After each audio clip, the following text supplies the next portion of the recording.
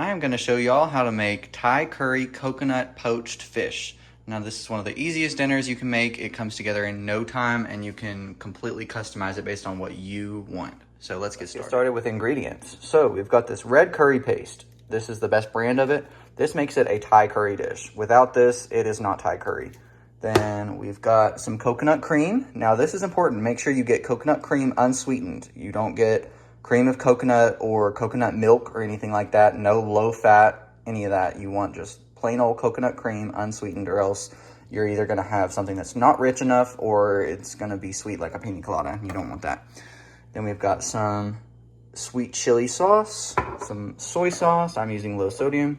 Then we've got peanut butter. You can use crunchy or creamy, either is fine, and some sriracha if you want it spicy. Then for vegetables, you can use whatever you want. I'm using the whites of bok choy, some mushrooms, these are portobello mushrooms, and white onion. Then for garnish, I'm using cilantro, and I've got some pickled onions and radish that I made. It's just thinly sliced red onions and radish that I have soaked in red wine vinegar, salt, and sugar for a couple days in the fridge. It is delicious and super easy. And then I've got the greens of the bok choy, which I'm not gonna cook for as long, corn, and of course some fish to poach. Now this is tilapia. It's about ½ pound. It will feed me for dinner and probably my lunch tomorrow. So whatever you want. If you want a pound of it, then you're gonna serve your family of probably 3 or 4. I've also got jasmine rice that has been cooking in the rice cooker. I cooked it according to the package instructions, and I just added a chicken bouillon cube for some flavor. Let's get cooking. So I've got my regular nonstick pan on medium-low heat, and I'm gonna add a couple tablespoons of olive oil and then get my onion cooked. Now, the oil is hot. I can tell because it's moving all around the pan. If your oil does not wanna move around the pan, it's not hot enough and it's not ready.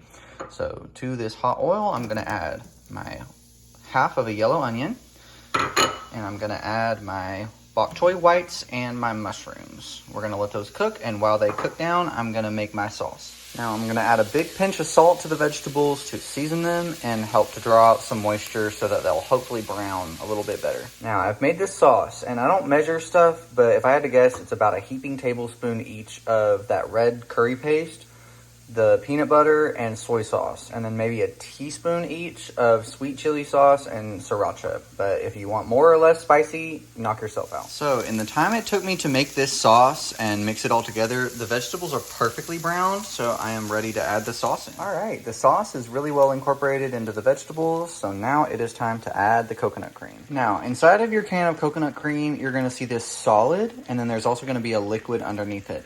What you're paying for is this solid. It's like butter. So I'm gonna use about half of the can of this. I already used half a can of this, but I wanted to give you an example. And as you can see, as soon as that solid stuff hits the heat, it'll start to melt like butter. So it is seriously from heaven. It is delicious. If you don't use the right stuff, you will not get this rich effect. Now, I lowered my heat to low, and I'm making sure to scrape all the toasty peanut butter and curry paste bits off the bottom of the pan. And then I'm just gonna let this simmer for a few minutes. What I really, really want is for the coconut oil to separate out of the coconut cream, and then we'll start to see it on top. And then once that's done, we can move forward. It's not really showing on the camera, but you can start to see some little pockets of oil and a little bit of a layer of oil on top. So we are ready to go. It took about 2 minutes, but we're ready to go. I'm gonna add the fish in. Now, this is the super easy part. All you have to do is set the fish in the sauce, get it a little bit nestled, and then cover it. I'm gonna cook it for about 4 minutes on each side, or just until it starts to fall apart. By the way, we are still on that like medium-low sort of temperature for the stove. It's like a simmering temperature, nothing too hot. All right, it's been 4 minutes, so I'm gonna flip the fish over. The fish is already starting to fall apart, so I'm only gonna give it really about 60 seconds or 2 minutes. And I did go ahead and add the greens of my bok choy and the corn just to get those a little bit warmed through. And then we are ready to eat. All right, so my bok choy greens have lightened up and have started to wilt a little bit. And now that coconut oil is really starting to separate. The fish is starting to fall apart, so we are ready to eat. I like to separate my rice over to one half of the bowl and then put my curry into the other side. So I'm gonna start with some broth, and I'm gonna put the fish on top of it, and I will catch up with you in just a second. All right, so there you have it. I have put some broth underneath, and then I put one of those 2 beautiful tilapia fillets on top of the broth. And I'm gonna garnish it with a little bit of pickled red onion and radish. This is gonna bring so much freshness and bite, and then some cilantro on top. Just like that, dinner is served. All right, we're getting a 2-for-1 special. I'm making a drink to go with it. So I've got this mason jar with ice, and I put some plain Greek yogurt in it, trust me. And then I've got this mango juice from Walmart, which is seriously the best.